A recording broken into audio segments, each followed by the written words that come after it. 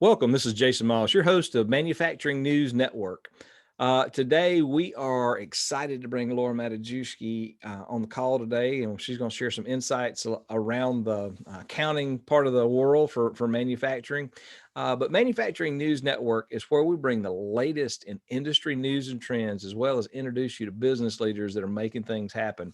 And that truly describes my great friend Laura Madajewski. She's making stuff happen everywhere, not just at HLB Gross Calls, but as a partner in our organization. And we're really pleased to be doing this member spotlight.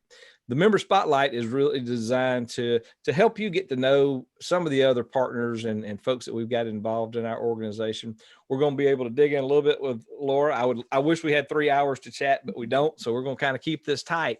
But Laura Madajewski, if you don't know Laura yet, she is a CPA, and she's the principal and manufacturing and distribution supply chain practice leader for HLB Gross Collins. And Laura, in addition to all of those like real world jobs, she's been a volunteer with GMA for several years, and she's our chapter director for our Cobb County, and she hosts our networking event over there once a month. And we're pleased to be doing those monthly meetings again and getting together live, socially distanced, of course. But Laura, I tell you, thank you for taking the time to hang out with us today. Tell us a little bit about more about what's going on in your world. But before we get into the business side of it, I want to kind of pick your brain a little bit, and I want to find out about Laura Madajewski, the superstar. I mean, the person. I want you to tell me a little bit about your background, kind of where you came from, and what got you intrigued and got you interested in plugging into the accounting world. Kind of tell us those two pieces. Absolutely. And thank you so much for having me on this morning, Jason. As always, it's a pleasure. And I see several names I know and recognize that are on today. So thanks so much for coming out. So yeah, it was one of those things where when I was younger, I was the kid that, was getting the straight A's in school, but I was always intrigued by one thing. And I would sit there and I'd take my pens and pencils apart and things like that. And I try to figure out how they got this put together and how I could save my money to buy things. So it kind of like all went hand in hand where, as much as us accountants get funneled into the numbers side of it. And I will have to say that Excel is a beautiful tool. And that's the thing that really helps us along. But I always really loved just understanding how things worked. Okay. And how to make sure that I could do anything and everything possible that I could within my power to make, to connect with people, make connections happen, get to know people in the business, and try to bring as much value to the table for them. So, that's cool. That curiosity got you involved in that. And was that one of the things that kind of brought you into the manufacturing side of the house? It did. Okay. Yeah, it really did. Ever since, I was just, always intrigued on how did something get from, out there where they showed you like, how it's made and where it came from, and how did I open my refrigerator and have that happen there? Or how did I get a chance to get into my first car that I was driving, which was a 1983 Oldsmobile Delta 88. Woohoo, baby. Land yacht. That's right. That's exactly it. Those blue custom seats that just, oh yeah. Yeah. So anywho, yeah, I just was always very intrigued by that. And then I just wanted to carry that forward, having also just a passion for, I guess, the quote unquote number side of it, to marry those together. So it was really very opportune that I got a chance to dip my toes in that water when I graduated from school. I went to Kennesaw State University, go Owls. And I just found that I loved it. I kind of fell hook, line, and sinker. So, and then the rest was history up till today. Nice. That's cool. Yeah, it's funny how your natural inclinations will draw you to different things and your environment. Now, my dad was a Southern Baptist minister as well as a superintendent in construction, and I we were working. I spent the summers with my grandpa and granny on the farm down in McDonough, and there was one time his old truck was broken down. It just wouldn't run, man, especially if it was rainy and really bad. And there was this guy named George Thorndike that came to the house, and he took a screwdriver and he pushed the screwdriver down and turned it a quarter of a turn and did it on the other side, pushed it down and turned it a quarter of a turn. And I was just intrigued. This guy, I mean, little old bitty wiry dude. He might have weighed 100 pounds, but he hopped up in the hood, under the hood of that truck, got that thing. And I was like, how did he know not to unscrew it all the way? Because I didn't know. I mean, Yeah. if you know anything about distributors and vehicles, you don't have to unscrew them all the way to take them apart. And I was just fascinated with this guy being able to do that. And being around the people business, Mhm. I was really intrigued when I talked to George. He said in the automotive industry and cars, especially mechanical things, there's always a solution. But what he didn't say, but we talked about years later, is with people, there's not always a solution. So I fell in love with mechanics initially, and I ended up being in the people business. But it's really neat to see how the things that we're kind of drawn to, especially the mechanical side, there's solutions to that. The people side, not so much, but that's the magic that makes it work. I mean, you fell in love with mechanical things and seeing how stuff worked, as well as numbers, but you got to be a people person to be successful in what you do. Well, Yeah. the way you roll it out anyway, you gotta connect with that. And I know that you love being around folks and gathering people together. So Mhm.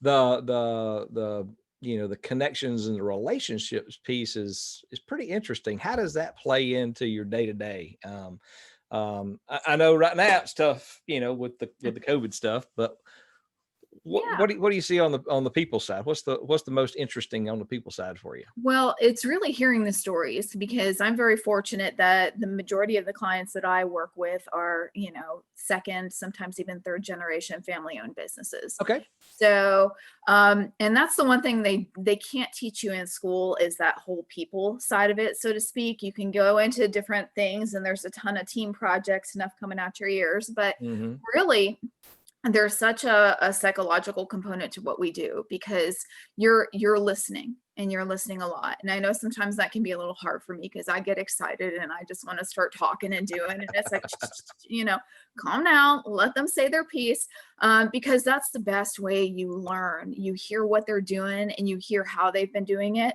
And then you find the ways from your expertise to add that value, bring that piece to the table. They're talking to you because they're just passionate about what they're doing. But there's always things to be done, things to improve, things to bring to the table that are gonna, help them shape their decisions for, not just for tomorrow or the next month or whatever, but it's for a long time to come. And so that's the hope there, is that through that people side, really being able to make some solid connections and Mm-hmm. get a chance to really understand what's driving them. And then you can fold in there the things that you do. And I try to hold myself back a little bit because I'm like, I get things going and I just go, there's probably like a laundry list of things I could do. But, I also have to make sure that I'm speaking, non-accounting ease as well. So Right. And that brings up an interesting point is the commitment to professionalism. yeah. And for me, I used to think I was a great listener until I had my tonsils taken out and I couldn't talk for a month. And then I, I found out that I was not. I had fancied myself a great listener, but come to find out, I learned a lot in that process. But being a great listener is critical to be able to plug into, and the professionalism. I mean, I believe that you should hire out, and you need to bring to the table the people that have the solutions, that have your best interest at heart, and not just checking boxes, right? And so that's the Correct. piece. That's the people side of it. We all, get our cars worked on, get our homes worked on, work in our business on different components. And accounting is a lot different because you get so ingrained. I mean, it's Mhm. kind of pulling the kimono, opening the kimono on the business to show how all the pieces work, right? Yeah. That puts people at a kind of interesting place. So you got to have comfort. And I wouldn't imagine that there's in your space not a lot of transition. There's not once you get kind of ingrained in working with a company, you tend to be with them long term, right? That's correct. And I think every company starts, whether it's somebody that's coming in and, that company's been around for a while, or you've just got a great idea and there's just a million entrepreneurs out there that just have phenomenal ideas and things that they want to get in the pipeline and move forward. Mhm. But yeah, so you find who you think is going to be the right fit for you at that time. Okay. And then as you grow and change or whatever, there's just always a lot of new opportunities that present themselves. And Mhm. I like to say that we all play nice in the sandbox together in my profession, because Mhm. there's a right time and place for everybody. Right. And I think probably the biggest thing this year has been the timing and the opportunity for people to be able to feel like they have that right partner in their back pocket, Okay. someone that is reaching out to them. And I feel that's just kind of part and parcel of the culture of what I've that Gross Collins has brought to the table, that I just bring to the table in whatever relationship. Right. And that's checking in. How's it going? What's happening? And being that one that's going to be 3 or 4 or 5 steps ahead, that's really our job there. Right. So I think any of us is just constantly focused on what is it that is happening with you, how's it going, and what can we do to quickly, I guess, to use one of the millions of terms that has become popular this year, how can we quickly pivot and adjust and find ways to address things for you that are going to be most meaningful for you and your business. Mhm. I got you. Cool, cool, cool. Well, that's great, Laura. I really appreciate kind of peeking in your brain a little bit and seeing how that piece is wired. I do want to chat with you a little bit about tax incentives. That's one of so we have Uh-huh. three key topics that we want to make sure we get covered today. And one of them is tax incentives and how they apply to manufacturers. What do manufacturers need to know and do to make that, Correct. make that connection? Absolutely. So just to give you the 5-second kind of background so you understand where I'm coming from. So HLB Gross Collins, we've been around for over 51 years now, manufacturing, distribution, and I kind of tacked on supply chain in there because Mhm. it really is, whether you want to call it that, logistics, however, part and parcel of all of that. That industry in and of itself encompasses so many different businesses. And within that category, my job is making sure, are we keeping mindful of all of the things that you should be considering for your business as you step along the way. Okay. And one of the huge areas in there is tax incentives and tax credits. Mhm. And many businesses have heard about them. They go, oh, I don't think that applies to me. Whatever it might be. A lot of them have been around for a good while. They've Mhm. changed and shifted, but there are several out there that I think, again, the provider and the person that you're working with, and of course, I'm always happy to talk to anybody, just to disseminate them on a deeper level. Mhm. You want to look at it and figure out what's going to work best for you. And some of them you can't stack with each other. Some of them you can. Some of them are only at what we call the federal level versus the state level. So, but the ones that are out there that I think businesses certainly should consider, and is one of the big ones is research and development tax credit. Okay. That is part and parcel. I think people immediately think of like the science lab where you've Mhm. got like Bunsen burners going and they're like, well, I'm not doing that, Right. therefore it doesn't apply. That is applicable to so many different businesses. If you're doing work here in the States, you're coming up with a new process, and it kind of ties into, I think, some of the things that Russ Dunlap talked about in one Mhm. of the spotlights for patents and things like Mhm. that. Yep. You're coming up with something new and different. You are creating a new piece of equipment in there. You're creating new software, you know, and it doesn't have to be completely new. It's something that's just different, and there's a lot of components to it. So you want to work with somebody that really understands, but they're going to take the time to sit down with you, and most time is at no cost out of your pocket, really talk to you and go, all right, yes, this qualifies for this. This Okay. is the process you go through, and this is a deduction Okay. off of your taxes. So, and in Georgia, you can also take advantage of that if you're doing your R&D here in Georgia. Mhm. So that's also an additional deduction. Okay. So research and development. Okay. The next one, it's an easy one, is depreciation. Mhm. So if you're investing in machinery, equipment, expansions, things like that, There's a 179 deduction out there. So I won't get into all the bits and pieces, but just think of depreciation and know that if you're investing in new or used equipment and things along those nature, then you've got an opportunity to take advantage of that. Okay. Tied into depreciation is something that's also called a cost segregation study. So if you do an expansion or move your facility, Okay. what it does is it looks at your personal property versus your real property. If you think about your kind of property tax returns, and it can accelerate property that would normally have a very long life, like a 39-year life. Okay. And then you can take that again as an offset to your taxable liability. So that's allowed at the federal level in there. And so that's a great way. And then also Georgia as well too. So another one to consider is, this one's a mouthful. I'll shorten it to the FDII. It's called the Foreign Derived Intangible Income Deduction. So again, I'm happy to go back and answer any of these things for anybody that's on the call today or anybody else that wants to follow up. But what this essentially does is allows you to, when you're selling products overseas to foreign markets, you can reduce the amount, the taxable amounts that you have on that. So it basically goes from like a 21% down to like a 13%. Oh, wow. Yeah. And then after 2025, it'll bump it up to 16% instead. But still, there's certain rules in there that govern with like related parties. But again, that's another great one to consider if you're selling out of the States to other countries. Okay.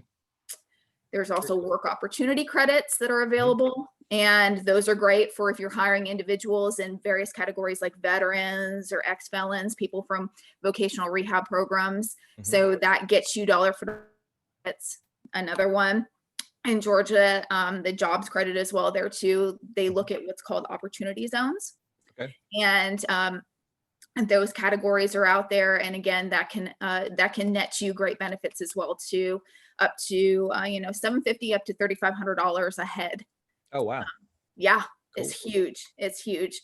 And then there's also here in Georgia, there's an investment tax credit. So if you're investing in expanding your facility, investing in equipment and things like that, there's credits there. So there's several opportunities there. A few others, there's a retraining credit, which if you talk about this year, one of the biggest factors that businesses have been doing is if you were able to have an e-commerce component to it, online sales, if you didn't have it before and you can now, you're training people on new software and things behind the scenes on how to handle all of that. You've got new processes and procedures in there. So that's a great, easy way to do that. Okay.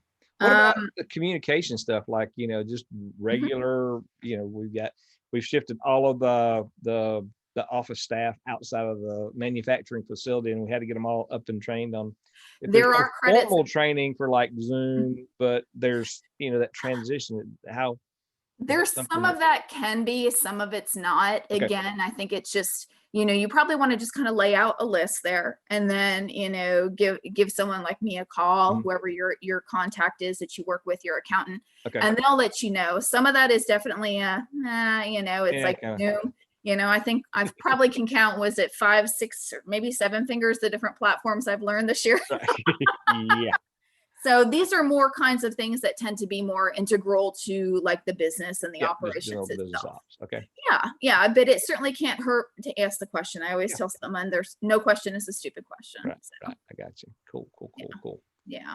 So those are just some of the credits in there that are fantastic. Some of them you can't stack on top of each other, like I said, but for the most part, I would just really sit down and just ask yourself, what is it that I'm doing now, and talk to your provider, whoever you're working with. And they're going to be able to take you through all of these different credits and make them simplify it and figure out which one is going to be best for you. And many of them don't require, initial dollars that you have to outlay for it. It's more about just, working with your provider, working with the strategic partners and figuring out, is it going to be a lucrative one? Maybe you need to take some steps right now so that next year you could take advantage of it. I've had some clients that have had to do that, especially on the research side, where people were involved, but they weren't really maybe getting the equitable pay that they needed to because they were kind of holding themselves back in like the ownership category, which gets to a whole other world. But yeah. So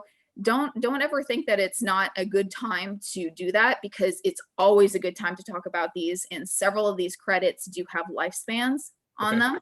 You can go backwards for some, but you want to make sure that if you're starting to look at it, then your provider can file certain tax forms to basically capture that year. Okay. Because Gotcha. timelines do tick off, and it's never a bad time to start looking at these. I'd say, again, proactive versus reactive, and because you do hit points and milestones that you can't go backwards in time, and we hate for you to miss out on an opportunity that could have been available and could just be an easy filing with your tax extension form and make it happen. I got you. Well, that sounds cool. Well, I tell you, and one of the hot topics that's on a lot of people's mind is the PPP. I know that's pretty, who knows what it's going to look like going forward, but I know that a lot of companies have taken that. So give us a little bit of insights on how does that impact manufacturing? What do you see there? What's your crystal ball on that? I know. I have joked that I might have PPP tattooed on me somewhere. I don't know. So PPP, the long and short of it is, many of my clients took advantage of it. Many of the companies that I know and I've worked with years did. And it was, honestly, the long and short answer is it was extremely helpful. Right. And it got them through a little bit of a crunch time, and now they're at a point where they are submitting applications for forgiveness. And where we're at is we are not certain that there's going to be any more PPP money that's going to come out there. The last tranche of it came through in August. I squeezed a couple clients through on that. But the biggest factor right now, and the American Institute for Certified Public Accountants, the AICPA, is really pushing hard under some of the guises that the IRS has put out, some revenue rev procs in May and more recently, and some pieces of information that basically have said, whatever you get forgiven on this loan, it's not taxable income to you, but you cannot also deduct those expenses as well, those ordinary business expenses you could.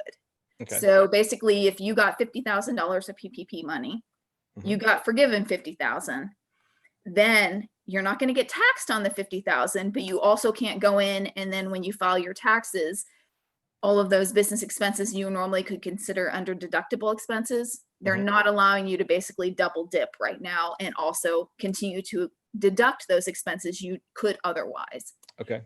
So what the AICPA is trying to do, and several other groups, they're out there trying to fight hard to get something pushed through, because their thoughts is that it was never the intent of Congress. And again, I've got to play the neutral party, but that these costs you wouldn't get penalized for not being able to deduct them. So it's been a big factor for tax planning for our clients, because you get this free money over here, but basically you can't deduct these expenses. So it's huge, whether you're a C Corp, S Corp, whatever kind of structure you are. So more to come on that. But there will be. Oh yeah, for sure. But definitely people have been asking, should I get my application in? Absolutely. Okay. So get the forgiveness if you access it now. Yeah. Okay. Get it in there right now. We're still seeing a couple of weeks, 2, 3, maybe even 4 weeks where it sits with your bank. They go through and process it, and then it has to go off to the SBA, the Small Business Administration, who's the one that the loans come from, the money comes from. Right. And then it sits with them for a few weeks. So this will probably be more of like a subsequent event item for all of our calendar year-end clients when we go through and issue reports and things. But so get it in as quickly as possible. And certainly if there's questions and things on that, there's lots of things that are coming down the pipeline. We're on top of it. I could probably speak to you in my sleep about that. So if there's anything that I can help anybody on the call with, or that listens to this afterward and wants to reach out for some questions, happy to give you some guidance there, because there's a lot floating around out there that I think people are still uncertain on how to go through this process. Yeah. Cool. That's great, Laura. I really appreciate that. I know that there are going to be a lot of questions on that. What would you say the number one top industry trend that you see right now in manufacturing? What's the number one thing that you see? Right now, what I'm seeing is a lot of hiring going on right now. So workforce development, we are seeing, honestly, right now, they just issued the October Purchasing Managers Index. So, and there's a nice report from the Institute of Supply Management, and also from here from the Southeast. Actually, Kennesaw issues that out. And overall, we're seeing some record numbers for the past 3 months. So manufacturing, 2 thumbs up. Yeah. There was a study done by the National Association of Manufacturers. They just issued some information out on that. Most manufacturers, there's about a quarter of them that have far exceeded and recovered from COVID on their revenue streams. There's about a quarter that thinks they'll recover in the first half of 2021. Another quarter that thinks it'll be another quarter or so, it'll be like the second half. So we're probably going to look at a very interesting kind of 2021 right now, but workforce is needed. It hasn't changed. And people, especially now that I think are cycling off of unemployment, that we all kind of knew in our heads that we're not going to last forever. Businesses are desperate, and there's a lot of really qualified people out there. So it's a good time to be attracting as many qualified folks to the manufacturing space as possible, because some of that stuff's not going to come back. I mean, you know, some of the hospitality, you know, especially retail. I mean, I believe we need to have a concerted effort to attract as many of those, you know, as great a talent as available out there. We need to be working, all of us working towards getting them under the manufacturing community as we can. So exactly. And I know it's tough because there are businesses that are just, you know, they're booming and thriving, especially the manufacturing space and distribution and logistics, as well as construction, have continued to be pretty strong this year. And, you know, are continuing to look strong. I think there'll start to be some flattening, especially maybe from more on the construction side. But, you know, some of the manufacturers, now that they've had a good year in recovery, are going to see more investments as they're growing pieces of it. So I think right now, out of all of the different industries out there in the manufacturing world, 15 out of 18 have seen record growth. Oh yeah, it's interesting times, no doubt. Well, Laura, I would love to be able to hang out with you all day and chat, but I know we got a timeline we got to hit on this thing. But the information you've shared with us today has been phenomenal. I really appreciate your time and helping support us through this and sharing the insights about what's going on in the space. I'm sure we'll be doing more of these in the future. So thank you so much for this opportunity. I do want to find what is the best way for people that are either on this call or listening to this call after we post it through our podcast series. What is the best way for folks to get a hold of you? What's the easiest way? Absolutely. Yeah. So, well, as always, anybody can reach out to me on LinkedIn. I'm out there, would love to connect with you that way. Otherwise, you know, definitely hit up my firm's website, HLB Gross Collins.com, and you'll find me there under the manufacturing distribution supply chain segment, because I'm always happy to talk to you. Or you can find me actually under the HLB International. That we are very fortunate to be a part of the 12th largest international network of CPA firms and consultants. And I'm honored to be the leader of the HLB North America Manufacturing Group. And we've got some information coming out, and we've done some things recently as well too on some industry trends and stuff. So certainly check that out. Find me there as well too. So lots of ways to get a hold of me. And I'm happy to talk and address anything I can do to help you and your business out. Perfect. So LinkedIn's number one easiest way, Laura Madajewski. I'm going to include in the show notes all of Laura's contact information, LinkedIn connection, but also I think you mentioned something about there's some upcoming events with. Yeah, absolutely. Thank you, Jason. Yeah, we've got some things coming down the pipeline in the North American Manufacturing Group. We've got a two-parter webinar series coming up January 12th and February 9th in 2021. We're going to be talking about, you know, as your business is growing and expanding, what you need to do and be on the lookout for, how to prepare for that, and how to find the right people to be the partners that you need to make that be successful. So just a few things out there that we hope we're going to continue to feed the business owners and give them some valuable information. Fantastic, Laura. Again, I really do appreciate your time. I'll put all that in the show notes. We'll make sure that we get that. And if you enjoyed this this podcast, make sure that you share it with some other folks. They can register and listen to subscribe anywhere that you listen to podcasts, whether it be on Apple or Spotify or Stitcher, any of those places. You can get it anywhere that you can listen to podcasts, pretty much. And be sure to share it with somebody today. That's what this is all about. Is we want to make sure that we share this powerful information with as many folks as we can.